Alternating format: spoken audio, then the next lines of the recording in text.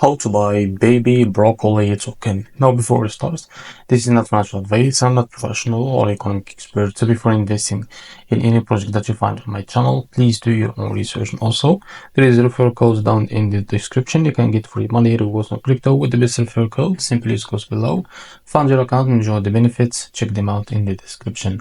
Now, as you can see, before going on by the token, make sure to check the REFERRAL account and keep following the updates about the token. Now, as you can see, this token is available on MEXC. To be able to buy this token, it's easy and simple. Just copy the token address from here. As you can see, this token address is under the Binance Smart Chain. Now, open your biscuit wallet for that, as you can see. Now, log into your wallet first. So, after that, what you need to do, select the BNB as a network from here. And now click on this plus icon and paste the token address.